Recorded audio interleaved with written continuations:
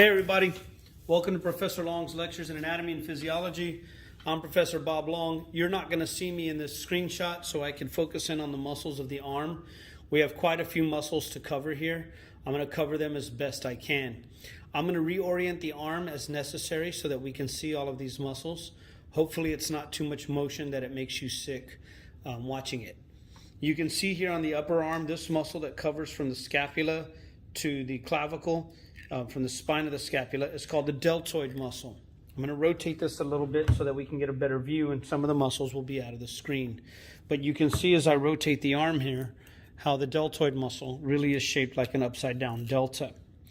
Also on the back of the arm here, if I lift this up, sorry about that. I'm trying to do this as best I can. Here you can see the supraspinatus, the infraspinatus, and the teres major and the teres minor muscles here, okay? Now, I want to focus on the upper arm, so I'm going to hold the model like this. I can see three muscles here that cover the brachial region from this view. This top muscle is called the biceps brachii muscle. This muscle that sits underneath it is called the brachialis muscle. And if I look at the back of the arm, I have three heads here, a long head, a middle head, and a short head, which are all the triceps brachii. Okay, that's the triceps brachii. So hopefully you can see all of this. Triceps, biceps brachii, and the brachialis muscle. Okay, I'm going to rotate the arm a little bit more, and if you look at this side, you can see that the biceps muscle here actually has two heads that split off. And then there's a little muscle. I'm going to again rotate this so that hopefully we can get a better view. So there's a muscle here that, sorry, my camera is falling. There's a muscle that runs right here from the coracoid process to the brachium. This is called the coracobrachialis muscle. And here you can see the subscapularis muscle. Okay? So that's the coracobrachialis and subscapularis. I have the deltoid and the biceps brachii. On this side, I see a little bit of the brachialis sticking out here. Now, if I go to the forearm, it's a little trickier. So I'm going to try to manipulate the model so that we can see the forearm.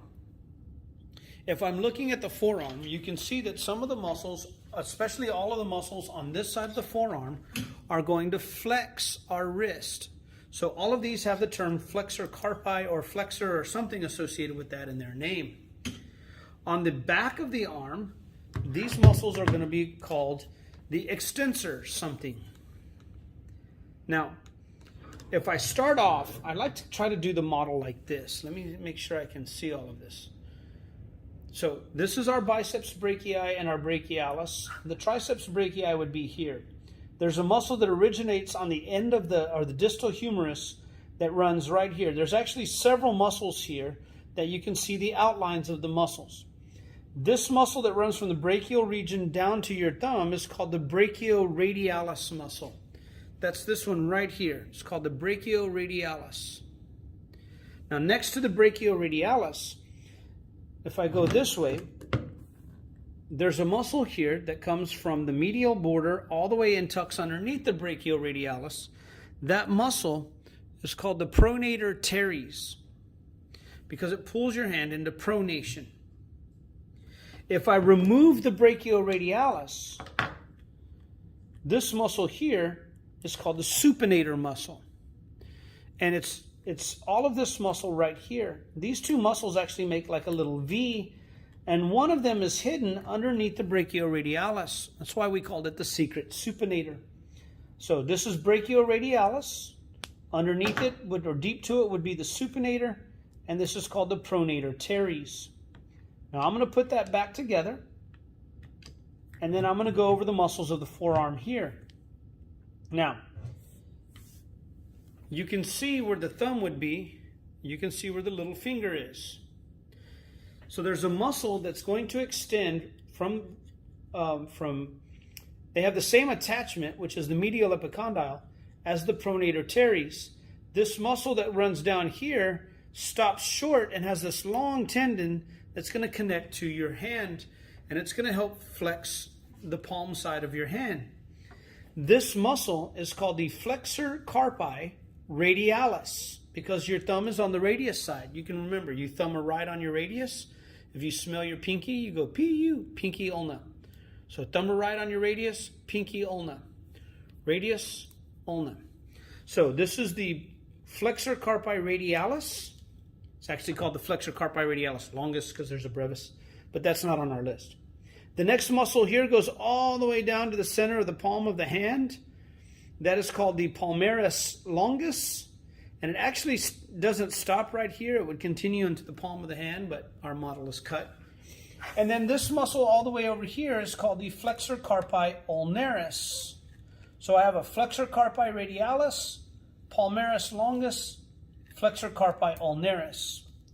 Now, a lot of these muscles would flex your wrist, and when they do, you can actually see this if I remove my watch here. If you look at my forearm, when I tighten up my fist and I make a really tight fist and flex it, you can see that's the tendon of the palmaris longus muscle. Well, when I flex my wrist, all of those muscles would bow out, kind of like a bow and arrow. So these tendons are running in here. When I flex my wrist, they could bow out, and your wrist would be useless. So Mother Nature took a strap of connective tissue and strapped all the flexor tendons down. And that's this white band running across right here, and that is called the flexor retinaculum. The flexor retinaculum right there. Now, if I flip the hand over so that I'm looking at the back of the forearm, I can see these tendons running from my fingers. I can see the thumb here, and I can see the little finger here. Well, if this is my brachioradialis, the next muscle over is going to come all the way down towards the thumb. It's going to extend my wrist on the thumb side. So that is called the extensor carpi radialis. That's the extensor carpi radialis. There's a longus and a brevis, but the brevis is not on our list. This muscle here comes down and has these tendons that go to your fingers, and it will extend your digits. That's called the extensor digitorum. And again, there's a longus and a brevis, but we don't see the brevis on the model. But this is the extensor digitorum muscle. And then right over here would be a muscle that goes down to your pinky and extends your wrist on the pinky side. And that one is called the extensor carpi ulnaris. So, brachioradialis, extensor carpi radialis, extensor digitorum, extensor carpi ulnaris. Practice those till you can't stand it. And then finally, there's this white band of connective tissue that retains the extensor tendons called the extensor retinaculum. All right? I hope that you learned something. I hope you had as much fun as I did. The last video we're going to do is going to be of the leg. See you then.